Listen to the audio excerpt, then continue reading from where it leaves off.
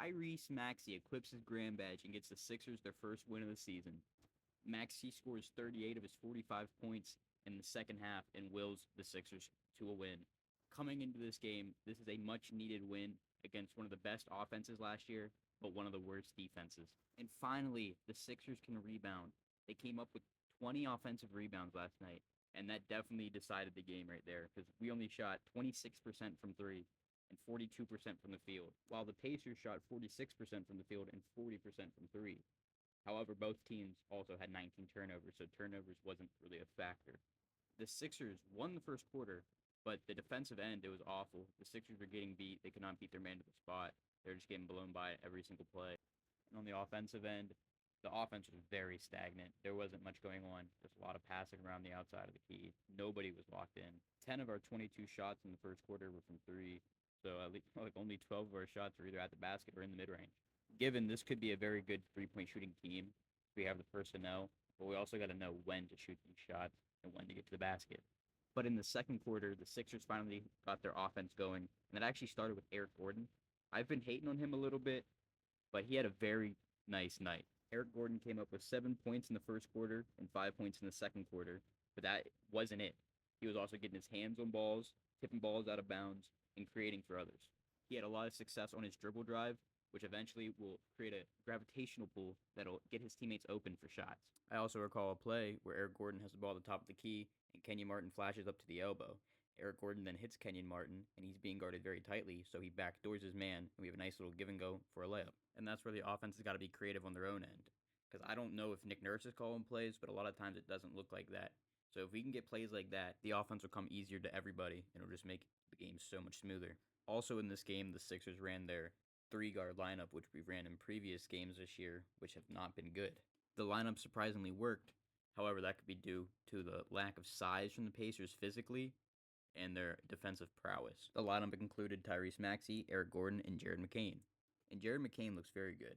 He had 4 points, 2 rebounds, and 1 assist. He came up empty tonight from 3, going 0-2, and 2 for 5 from the field. However, what I really like from him is that when he's on the court, he's dependable. He's not going out there creating a lot of issues and causing a lot of turnovers. And with how early he got in the game, it seems like he's got a lot of trust gained from Nick Nurse. And when you go out there, hustle for rebounds and hustle for loose balls, you deserve to play, or at least be given a chance to show what you got. All right, if you look at the plus minus, he did have a negative 16, but that stat's very, very iffy. He was in a lot during the second quarter, and the Pacers won that quarter by 11 because they were finding their shot. All I can say is to the box score watchers is to actually watch the game. And I think where Jared McCain will be best at is actually in the pick and roll, like short pick and roll in the mid-range, trying to get to the basket and trying to create for others. He will definitely be a great spot-up shooter, especially around Joel Embiid. But I think in the pick and roll is actually where he might thrive. Now, I know we have Maxey. I'm not saying we should give him a pick and roll every time down the court for Jared McCain, but at least make his man play defense and give us different looks. And I can't say enough great things about Yabu. I mean, he didn't score last night. He went 0 for 4, but he hustles. He gets boards, man. He passes the ball a lot. He's always moving on the offense, setting screens and everything. I think he should start in the future with our full lineup. He also came away with 5 offensive rebounds. I know the Pacers are not a great rebounding team or the best physical team, but coming away with 5 offensive rebounds as a bench power forward is a dream come true for the Sixers. And to end the first half, the Pacers just went on a streak where they just couldn't miss and ended the half very well for them, which gave the Pacers a lead of 58-52 at halftime. Finally, in the second half, the Sixers start to show energy, which we've been waiting on the whole year so far, and it was awesome to see. The Sixers forced a turnover near our own bench, and the whole bench is up celebrating, getting hype. We need this energy every game from the bench to juice up our starters and our players on the court. And even towards the end of the game, our bench was up pointing and laughing at Pacers players missing free throws. And I think that turnover was actually the game changer right there. That changed the tide of the game. Because a few plays later, Maxey started getting to the hole, made a few threes, made a step back 3 on Siakam. He was showing his energy. He was showing his emotion and passion for the game, flexing. This was the Tyrese we loved and the Tyrese we've missed for the first 2 games.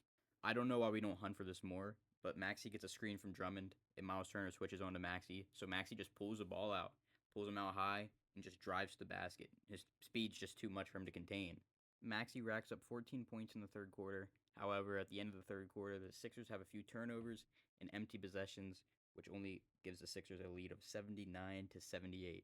And man, the Sixers just got to get to the basket. In the fourth quarter, Maxey gets a dribble drive, gets by his man, kicks it to the corner to, I believe it was Yabu. Yabu swings it one more time to KJ Martin for an open three. He hits it. It was a massive three.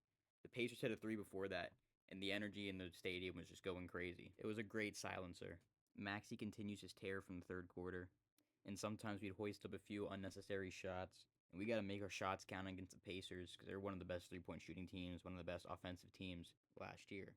At the end of regulation, the Sixers dug in defensively. 3 stops in a row, and 2 of those stops were steals by Drummond. Drummond was out there on the perimeter getting stops, poking the ball loose, giving us extra chances and much needed stops. But what do you think? The Sixers are on the verge of their first win. The Pacers are down 3 with the ball. What do you think is going to happen?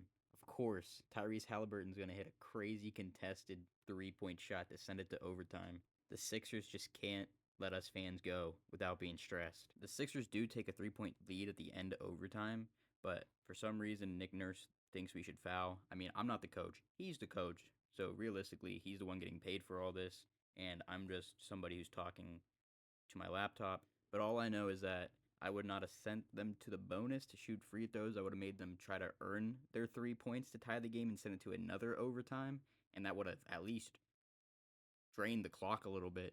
I would not have gave them a chance to even score there for free, because after that there was a miscommunication between maybe Nick Nurse and Caleb Martin, where Caleb Martin fouls, and the Sixers are only up 2 points, and now the Pacers are getting 2 free throws, down 2. Fortunately for our sanity, the Pacers did actually miss one of the free throws, and Maxey hits his free throws and extends our lead and leads us to a victory. Now, like those fouls at the end of the game, there was also another questionable thing that Nick Nurse did. I don't know why we decided to double team Siakam when he started backing down the post. He might not even be in the paint. He'd be at mid range, and we're double teaming. We're sending people from across court to go double team him. And that just left open shots and spacers. They're gonna make those.